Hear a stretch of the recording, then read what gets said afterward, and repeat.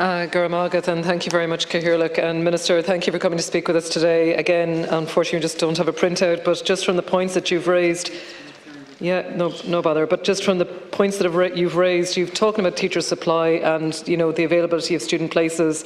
You've spoken about retired teachers, and I suppose the options that they have to come in on teaching as well. I know, Minister, you've highlighted that there's a portal for primary schools. That sounds very welcome. That can be used for recruitment across the country. You've spoken as well as that around 314 school planning areas, and that you use sort of school enrolment data with child benefit data in terms of trying to plan ahead and looking at where the pressure will rise. And I very much understand that hopefully the census is going to give us a lot of data around that as well. But I suppose, does that also include, the families that have arrived into us in the last year or 2 years? So I suppose it's on the ground data that's coming in. Minister, we're here because, there are students in teacher training colleges that are now supporting schools, I suppose, with subbing work. And I know that it is through your request, and I know that the colleges, the teacher training colleges have acquiesced and are supporting you in this, which is really important. And I understand, as well as you've mentioned, the importance of increasing the teaching places in September.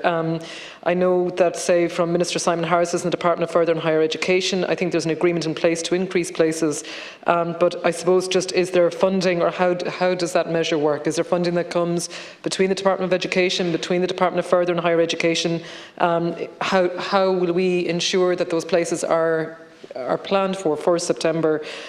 Minister, you've spoken as well just around there's a possibility, sorry, I know you didn't probably speak to it in your opening speech, but also that there's an opportunity for teachers from abroad to come here to Ireland as well to teach, and that's another measure I think that's been looked at in terms of trying to meet the need here. I suppose just if there's any comments you want to give to that as well, I suppose in terms of encouraging our teachers who are abroad, and many have travelled abroad in the last year, particularly when the lockdown was here and people couldn't travel over the 2 years. But I suppose the other things that I'd like to just mention, and you've highlighted yourself around the census, the numbers, but the census shows us that it's moving now from primary schools to secondary schools. So the bump is at secondary school level, at post-primary. And I know that we're also looking at new school builds, and you've highlighted that I think it was 180 school building projects, I believe, this year. It's crucial that the Department of Education around capital are also looking at that additional accommodation side. I know that many primary schools sometimes, as well as secondary schools, but primary schools in particular in town areas, I know our rural schools are in a different situation, but in our town areas they're at capacity, and the challenges we're seeing as well for families that are coming to Ireland as well and trying to meet their need when there's young children and young women that are coming. The additional accommodation, the modular building is really important, and how we're able to facilitate that. And just, they're fantastic quality. I've seen it myself in Ballinasloe, St. Teresa's special needs school, and you were able to visit, Minister, previously as well. They're such high quality, but just what we can do in temporary measures for schools that are under huge pressure. You've just spoken about that capital infrastructure part. I suppose the other parts that I'd like to speak to, of course, are, and again, the Skull and Creenafe, actually, Minister, you'd be delighted, the children were in today. We had a student council. They've developed their first student council. They were in today representing 4th, 5th and 6th class, and I suppose the question is, to me, we need a school, and that's one thing that's really on my mind. But of course, that is going through a planning statutory process at the moment. Minister, the other areas that I might just mention, particularly around the modular bills, around additional accommodation, the measures that have been put in place around the costing and the finance between the Department of Further and Higher Education and the Department of Education, and the level of funding that's required for September to increase the number of places.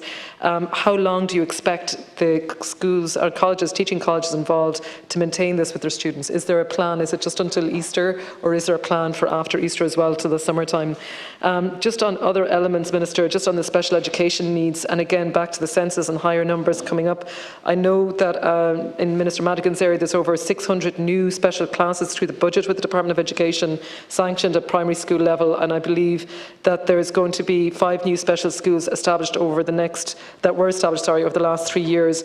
But just, it was highlighted that the same level in the next 3 years would need to be maintained in what we've provided, which has been incredible over the last 3 years, but that will need to be maintained over the next 3 years, and then particularly at post-primary level. Now we know with the DESH that there was an increase in terms of, it's 1 in 104 schools now, but the majority of them are probably at primary school level, but it's the post-primary. How are we going to manage sort of the sports that might come in there? And I suppose we're seeing from the IMTO, that report just around burnout for teachers, for primary school teachers.